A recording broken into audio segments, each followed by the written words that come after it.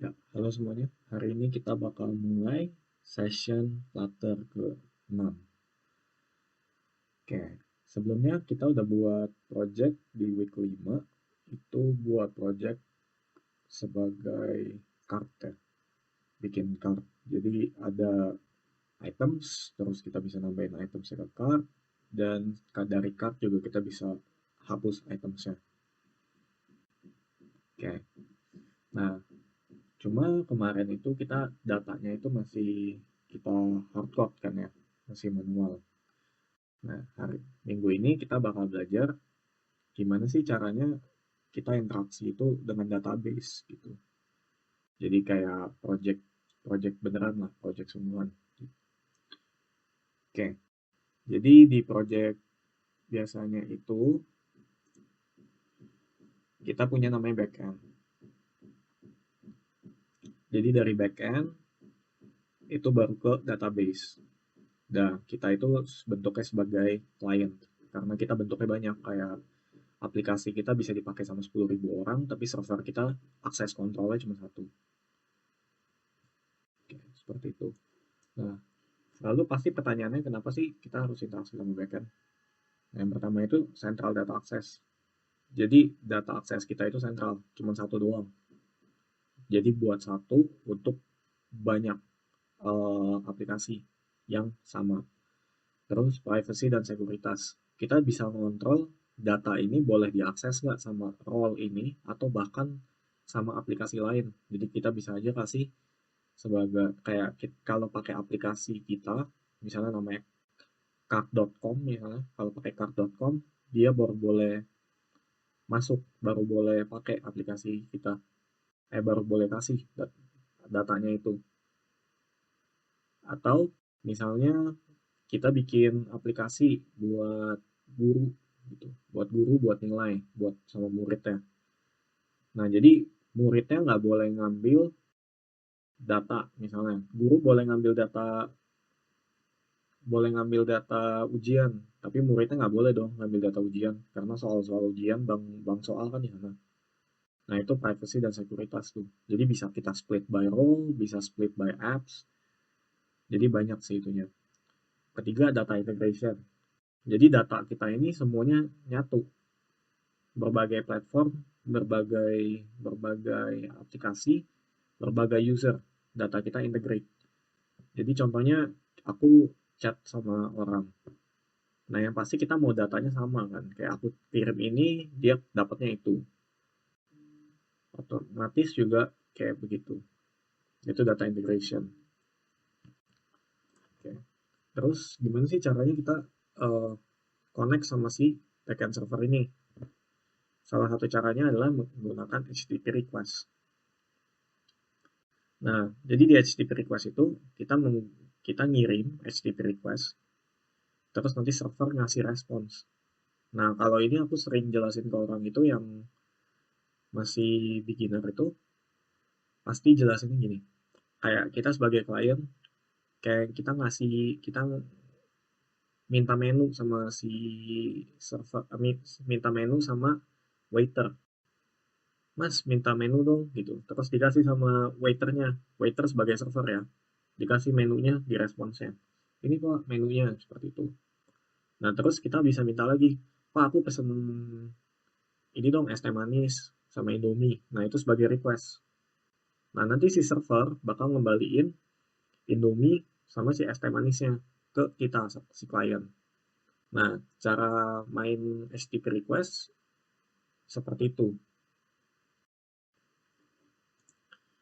Oke. Nah, ini adalah sebuah protokol. Biasanya kita menggunakan RESTful API kalau kita ini HTTP request. Sebenarnya banyak lagi, cuman yang paling common dan yang memang sekarang dipakai untuk klien ke server itu RESTful API pada umumnya untuk case yang seperti ini. Tapi kalau chat system dan lain-lain itu nggak bisa pakai RESTful API. Karena RESTful API itu sistemnya kalau kita panggil baru dapat. Nah, nanti kalau mau belajarin lagi, mungkin kita nggak ada course sih yang untuk yang chat system. Itu bisa dipelajari lebih lanjut sendiri. Nah, jadi di RESTful API ini kita send bentuknya JSON, kita menggunakan HTTP method. Ya udah, HTTP method tuh itu adalah verb. Jadi kita bisa ngasih tahu ke server itu kita maunya tuh lagi ngapain sama datanya. Jadi sebenarnya ada banyak banget HTTP method atau biasanya verb yang disebut sebagai verb. Sebenarnya banyak banget. Cuman yang paling common dipakai itu adalah 4 ini. Jadi kita telusurin satu-satu. Nah, get seperti namanya itu buat ngambil data. Post itu buat ngirim data. Jadi contohnya buat misalnya nambah user, add user, login, dan lain-lain. Put itu biasanya untuk dipakai untuk ngerubah data kayak contohnya aku pengen pengen card aku stok itemsnya cuma satu atau cuma dua atau nambah lagi jadi tiga atau mau merubah nama profile, nah itu pakai put. Nah tapi terus kalau untuk delete ini ya udah seperti namanya, ini untuk ngedelete data. Jadi kayak sebuah user mau delete delete usernya, delete akunnya, atau delete post di Instagram. Nah, itu menggunakan verbnya delete. Nah, jadi ini satu request, balik lagi ke response. Jadi pas kita request, kita dapatnya ini. Nah, nanti response dari API ya tergantung dari responsnya seperti itu. Nah, ini kita mau install Postman untuk ngetes API. Untuk ini Postman ini gratis. Jadi aku bakal kasih link juga, link download untuk di bawah. Sama kita bakal coba pakai namanya fake API. Jadi fake API itu ada orang yang bikin API untuk dipakai untuk testing nih, untuk purpose seperti ini. Karena kita nggak mungkin bikin API sendiri nih, karena kita bukan tugas kita lah, karena itu tugasnya backend. Bisa aja kita bikin fake API menggunakan JSON server. Nah, tapi permasalahannya adalah takes too much time and effort lah buat bikin kayak gitu. Oke, aku bakal kasih ke fakeapistore.com. Jadi ini kita bakal pakai fakeapistore.com. Nah, di sini ada banyak banget cara pakai produknya. Ini metodenya fetch itu untuk nge-get. Jadi ini biasanya udah kalau untuk JavaScript ya. Ini untuk JavaScript dia nge-fetch terus ini outputnya. Nah, kalau fetch itu untuk nge-get di JavaScript. Nah, tapi bisa kita kasih seperti contohnya ini pas add new product kita kasih metodenya post. Jadi fetch ini defaultnya method itu sebagai get seperti itu. Nah ini banyak banget nih bisa kita pakai, ada get all products, ada get single products. Jadi kayak contohnya kita mau ngeliat ke detail toko, ya ke detail toko atau ke detail barang. Nah itu kita tembak API lagi seperti itu. Nah ini ada banyak banget, ada card, ada user. Nah cuma kalau kita ngelakuin semua di HTTP di request kita, maksudnya di project kita yang sekarang, itu nggak bakal keburu nih, karena ada bisa bikin add to cart juga, delete cart juga, dan lain-lain nih. Terus kalau mau add to cart atau delete cart, kita harus bikin user dulu. Jadi kita harus bikin login, harus bikin sign up. Nah itu nggak keburu waktunya. Nah mungkin untuk di research ya, ini mungkin sebagai tugas nih. Nanti aku bakal kasih tunjuk. Kita bakal cuma ngerjain get all products dulu, terus add to cart-nya menggunakan state management kita, seperti kayak kemarin. Cuma bedanya akses datanya, sentral datanya itu menggunakan API, bukan menggunakan mock data lagi. Nah, aku bakal ngajarin sampai situ aja. Nah, untuk yang lain, untuk add to cart, untuk bikin login, ini bisa sebagai project mini kalian nih. Untuk nambahin portfolio, untuk belajar Flutter lebih dalam lagi. Seperti itu. Oke. Yuk, coba kita testing di Postman. Coba buka Postman. Aku bakal ngajarin cara bikin dokumentasi Postman. Nah, jadi kita jadi misalnya masuk dari home. Nah, kita masuk ke workspace, pencet yang my workspace. Terus kita bisa add collections. Nah, ini kita rename ya. Store API.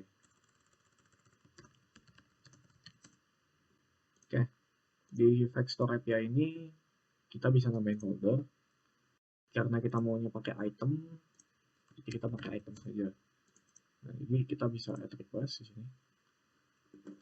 Kita buka lagi si Vector. Kita yang get all product aja. Kita rename all products. Kita cobain getnya di sini, terus kita save. Nah, di sini kita bakal dapat items nih, banyak banget. Ini bisa kita cobain satu-satu. Dan ini sebenarnya bisa kita limit. Nah, bisa buka dokumentasi si API lagi, limit.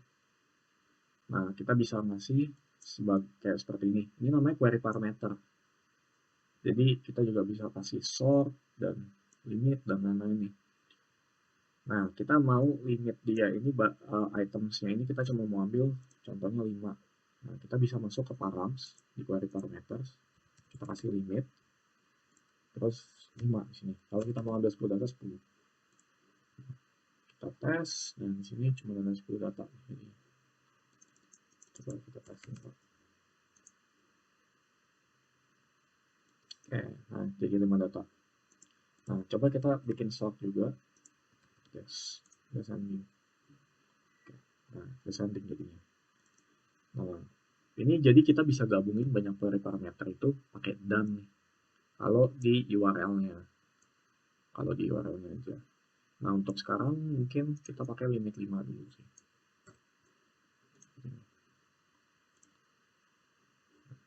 Atau untuk nanti research purpose kita bikin jadi ascending.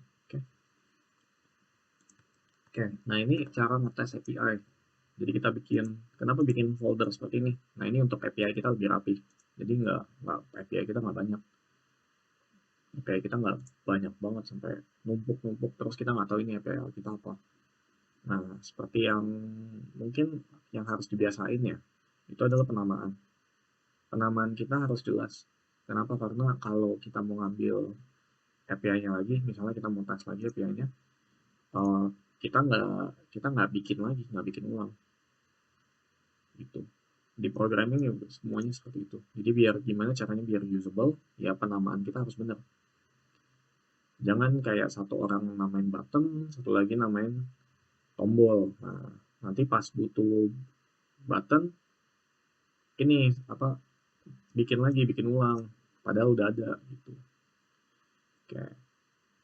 Nah, kita ke project kita yang kemarin. Kita bakal lanjutin dari sini. Nah, untuk API kita bakal namanya pakai Dio. Package namanya Dio. Jadi command shift V, add or update dependencies kayak biasa. Terus tambahin si Dio. Nah, ini bakal tambah nih. Terus kita save. Nah, dia bakal pubget running. Kalau sampai nggak keluar, kita bisa sendiri command pubget. Apa ya? Pubs.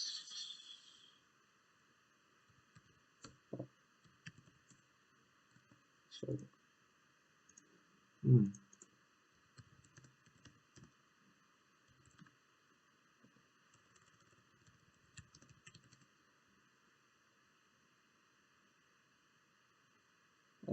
Dart pubget. Ya. Pakai Dartnya. Atau Flutter pubget kalau nggak salah. Ya, Flutter pubget. Pakai yang Flutter pubget. Kalau nggak muncul sama sekali pas save.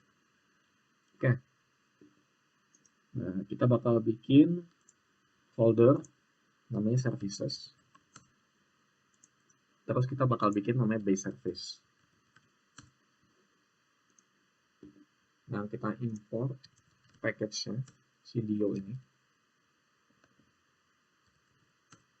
Dio daftar. Terus kita kasih Dio. Nah, ini bakal kita bisa bikin kita bisa pakai nih video ini jadinya. Contoh kita bikin base service. Kita bikin method static, jadi kita bisa pakainya base service dot apa. Nah, terus bentukan si API request ini selalu future karena kita nggak tahu dia bakal ngasih kita kapan datanya itu. Jadi kan kita harus nunggu sampai selesai nih. Nah, untuk pakai nunggu sampai selesai itu kita pakai future namanya. Jadi kita bisa pakai await.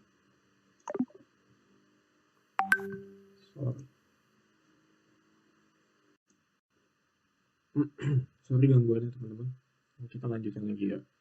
Jadi kita mau bikin function untuk setiap verb itu, makanya kita namain base service. Jadi kita bakal semuanya pakai ke sini.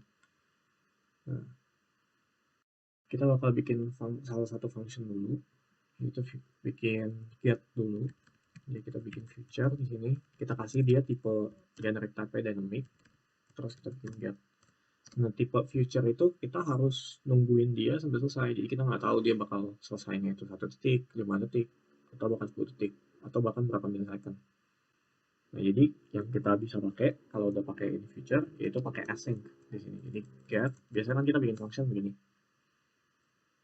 Nah, kali ini kita bikin function ada async-nya biar ketahuan bahwa dia itu sebuah future function yang bisa di await. Jadi kita bisa pakai await. Jadi biasanya kita bikin try catch error kayak gini. Tapi kalau kali ini nggak usah, kita bikin langsung aja. Jadi biasa kita kasih dynamic response await dio.get ini, terus kita return si response, atau kita boleh return langsung seperti ini. Oke. Nah, kenapa sih kita pakai base service seperti ini? Kenapa nggak boleh kita setiap kali mau panggil function terus kita new dio? Sebenarnya boleh aja, cuman ya problemnya adalah kita nggak bisa kasih options gitu. Nah, jadi kita bakal bikin options ini, base options, terus base options lagi. Nah, kita bisa bikin sini. Yang kita pertama mau ini base URL. Nah, kita bisa melihat di sini base URL kita itu ini. Nah, ini base URL namanya.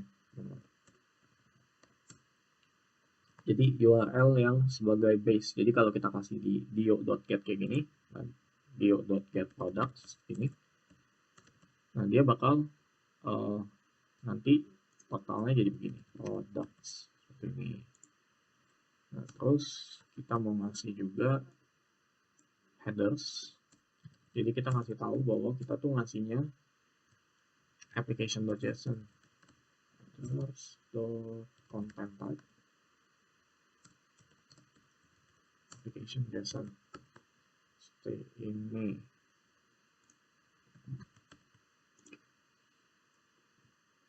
Oke. Nah, terus yang kita mau dapetin itu di sini ada URL sebenarnya. Jadi kita ngasih string URL. Jadi URL-nya dinamis di sini. Ini. Nah, ini options jangan lupa dimasukin sih. Oke.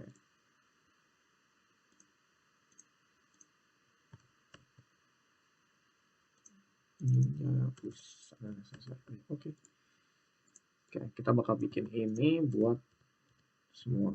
Ada post, ada put, ada delete. Ini kita ganti post, delete.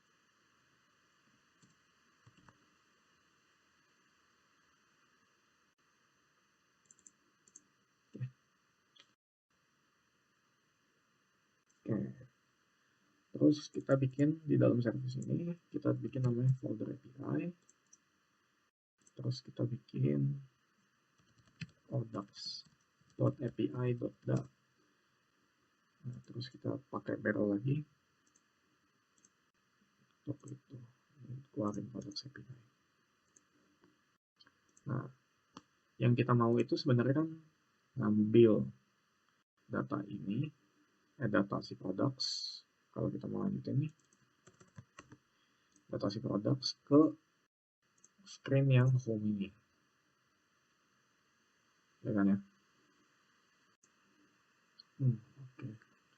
Nanti sekarang kita cari cara biar pakai data ini jadi pakai data yang di BI. Nah, sebelum kelupaan, kayaknya ini ada salah nih. Soalnya Dio ini bakal keluarin returnnya itu sebagai response. Jadi di sini kita bisa ganti jadi response. Isinya dynamic.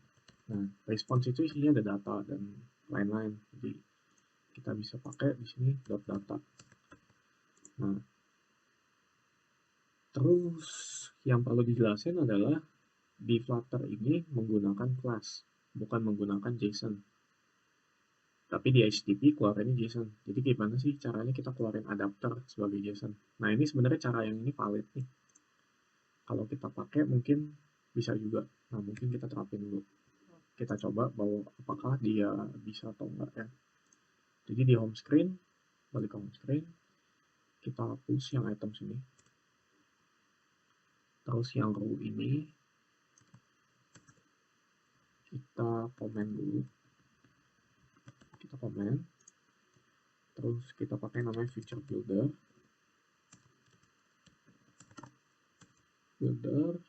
Terus di sini juga dia nerima namanya feature. Nah, ini feature itu adalah function yang kita pakai. Jadi get products. Teman-teman kalau kebuka ke web, ganti di bawah sini ya. Habis itu nyalain lagi. Oke. Mungkin ada yang itu. Oke. Buat konteks, kita ke konteks, terus dia nerima parameter kedua itu async snapshot namanya.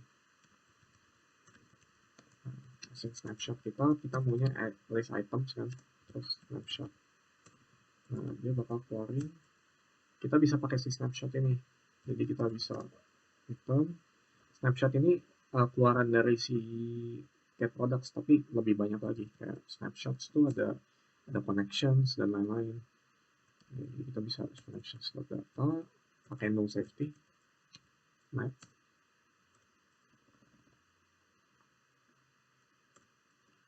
Map. Nah, sini return row yang kita ini. Cuma bedanya adalah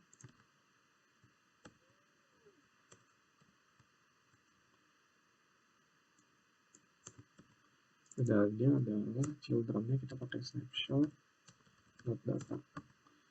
Oke, kita set row is an widget.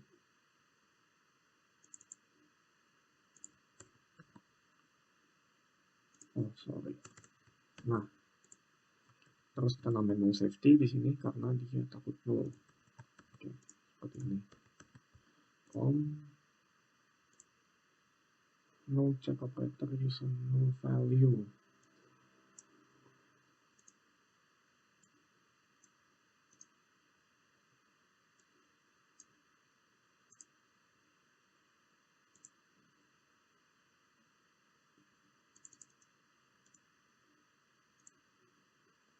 Coba kita cek ke get products, kita bisa pakai ini ya, print response, terus kita di sini response.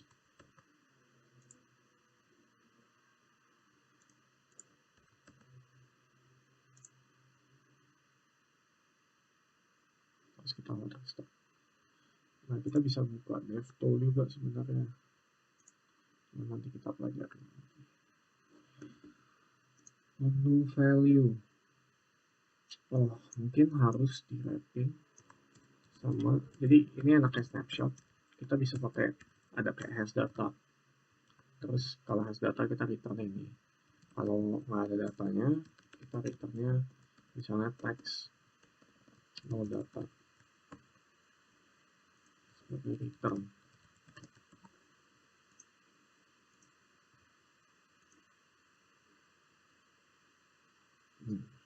Nah, kita bakal kena nih, list dynamic is not a subtype of list item.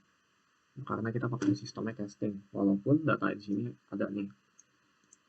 Nah, makanya kita harus bikin di sini, kita bikin namanya factory. Nah, factory-nya ini kita namain from JSON. Terus kita pakai map. Map itu kayak objek tapi buat di Flutter. Jadi string dynamic. Kenapa string dynamic? Karena ID ini string. Terus value-nya dynamic. Nah, kayak gitu bacanya. Jadi key sama value. Nah, ini key, ini buat tipe key, ini buat tipe value-nya. Terus kita bakal return item. Nah, ID. Nah, kita sesuaiin sama yang kita udah ini ya, Postman. Jadi ID sama ID, title sama title, price sama price gitu. Jadi item.id.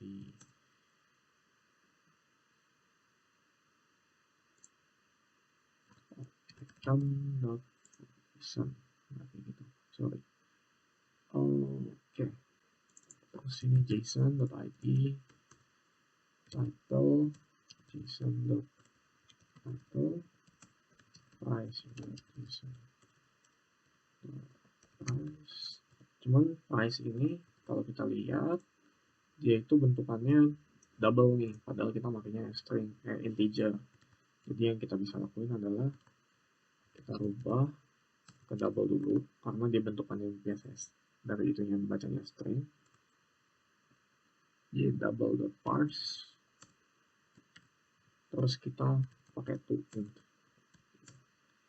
terus image, image.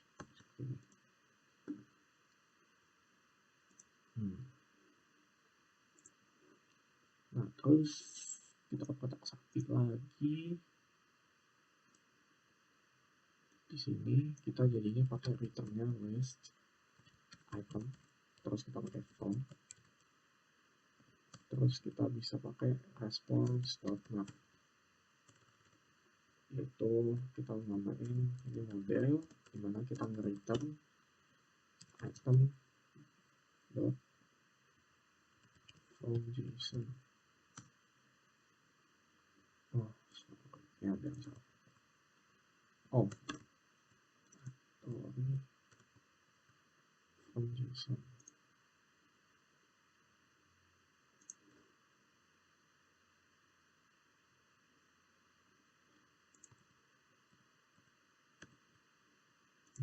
Bentar sih.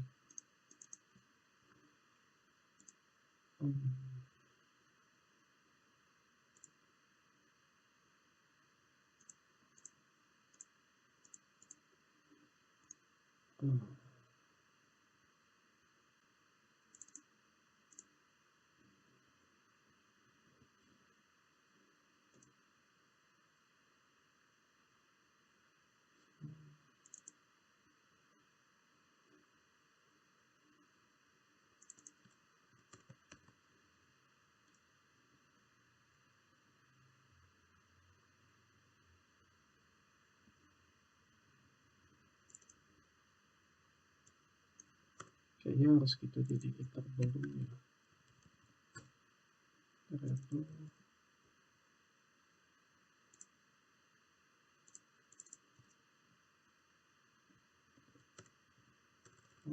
Response.map JSON. Betul. JSON model.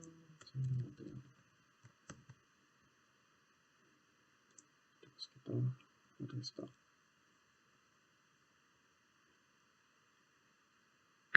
It's not a subtype. Type string.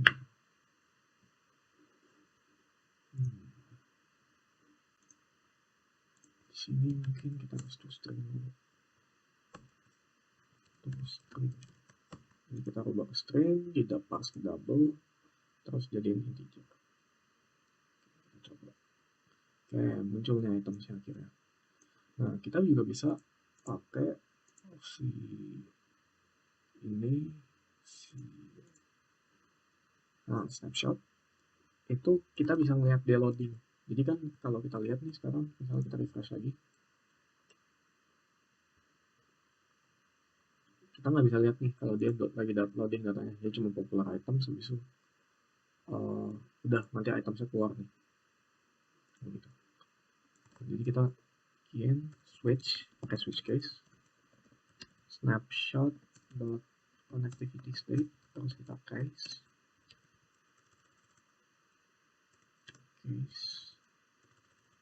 kalau dia snapshot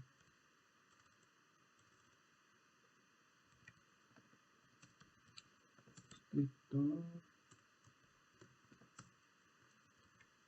connectivity state. Sorry, kita cari dulu.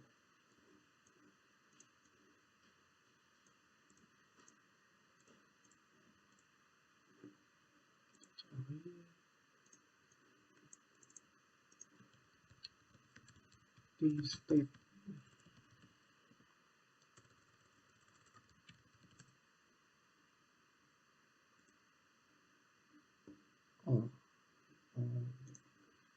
namanya connectivity state waiting.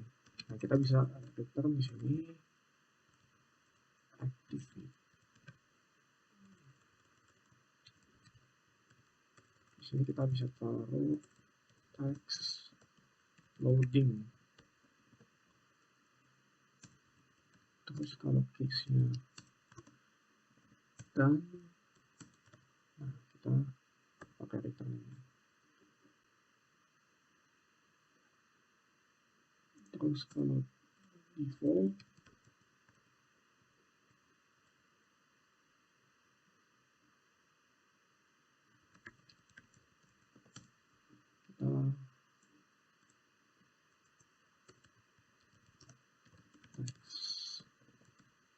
kita nah, dia loading, selesai loading baru keluar ini. Oke. Kita cari gimana caranya kalau buat loader Flutter.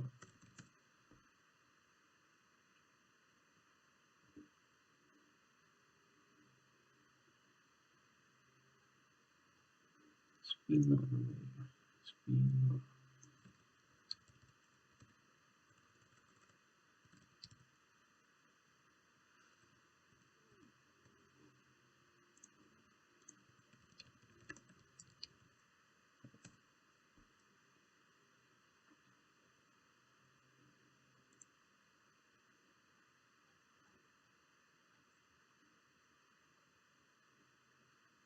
Nah, circular progress indicator.